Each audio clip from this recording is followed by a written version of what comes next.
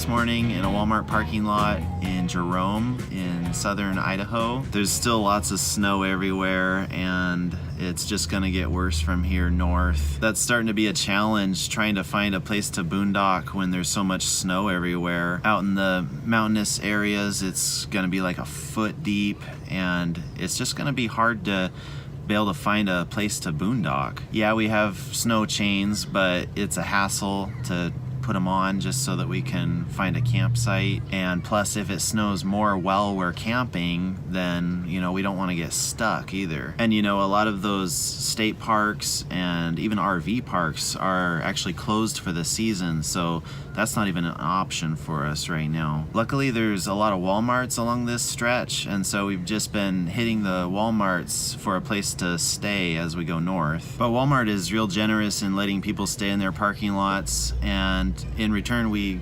get groceries from them or gas. Try to give them some business for letting us stay here. Another challenge that we're facing while trying to boondock in this weather in the winter is that the septic outlets freeze up, and so it's really hard to dump the tanks.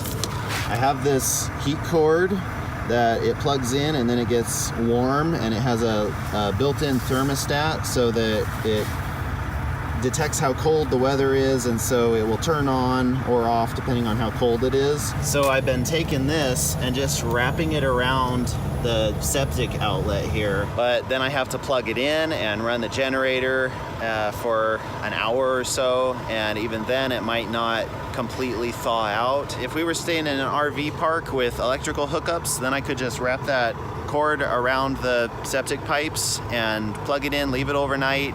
In the morning, it would be thawed out and ready to dump. But in a boondocking situation, it makes it really hard to do. Like yesterday, I wrapped it around the pipe and left it on the generator for about an hour, and then went to a dump station, and the black tank was thawed out enough, but the gray tank was not, and so we couldn't dump the gray tank. I guess I didn't wrap that cord enough around the outlet for the gray water, so it's something to remember to do better in the future. But luckily we were able to dump the gray water yesterday after a while of driving around, and it was able to thaw out enough so that we could dump it. Another thing about trying to boondock in the winter when it's cold is that it's really hard to find fresh water because they turn the spigots off at the dump stations. Even at gas stations, I was trying to get water and they had shut off their spigots for the season. So that's something we still got to do today because we're out of fresh water in our tank, and we've been using just bottled water for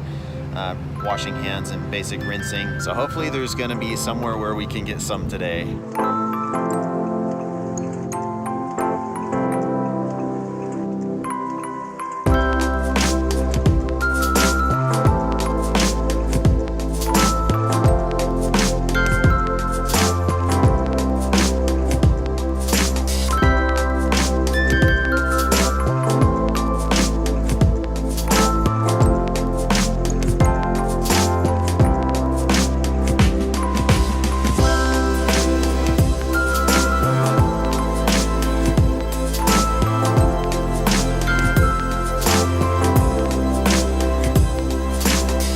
Bruneau State Park, and they have some really tall sand dunes here.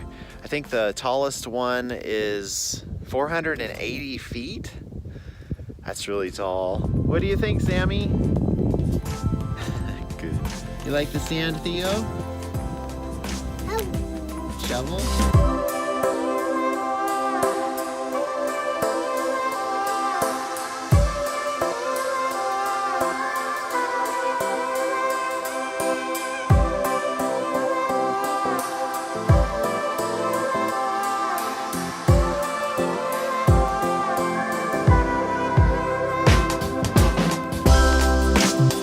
I'm glad there's no snow on the ground right here. We were planning on coming here, but we didn't know if it would be covered up with snow or not.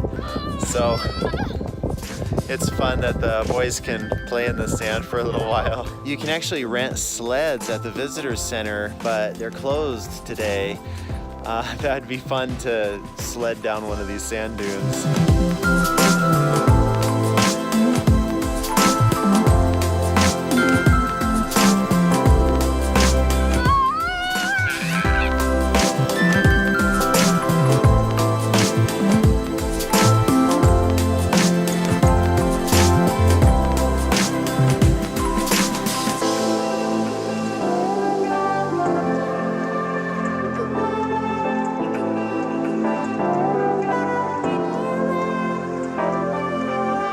sand dune. Oh yeah. It's just so fun watching the boys. So this one is actually pretty short compared to like that one that's over there. I think that's probably the tall one. Okay, hands down, I think this is the best stop during driving we ever made. Yeah, these boys are really loving it. Am I really high? Yeah. Yep, you're really high up there. Yeah, you're taller than us. Count. 3, 2, 1, go! Whoa.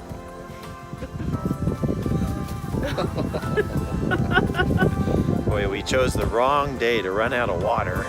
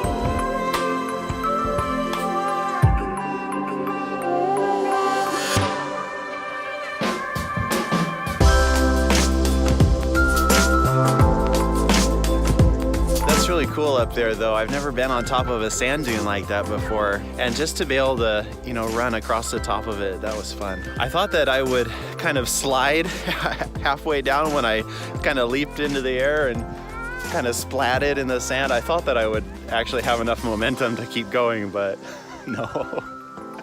It's really soft though. All right, here we go. Everybody ready?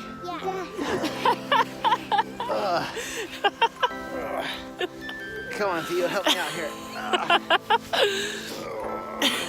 That was fun, and the boys had so much fun too. So it looks like they have a lake over here. It's starting to snow. There's some little flakes falling. Hey! Lights are frozen. Yeah, it's all frozen. Look at that. Let's try to break it. Oh, rock doesn't go in. Oh well. They're breaking. The boys can't come to a lake without throwing rocks in the water. Another thing to consider when boondocking in the cold winter is that you use up a whole lot more propane than you would in warmer weather. And that really makes it challenging to boondock because it'll cut your time shorter in one spot if you don't have an external tank. So like us, we have an onboard tank, and I think it's like around 10 gallons or something like that. And if we're trying to boondock in the winter, we really have to take into consideration how full our propane tank is. We don't want to arrive to a place with a partial tank if we plan on staying a long time. Usually when we're boondocking in the cold, when it's winter, our tank will probably last maybe 4 or 5 days. Compared to in the summer months, it'll last a couple weeks. So that's definitely something that we need to take into consideration when we're boondocking for more than a few days.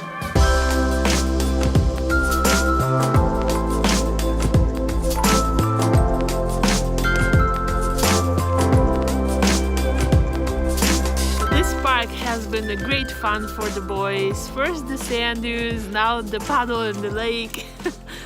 And on that note, I think we really gotta take these boys into the motorhome. They're soaking wet and they need to be dried off. It's kind of chilly. All right, so we're gonna go ahead and do that, and we'll see you next time. Bye. Bye. Bye-bye. Bye-bye.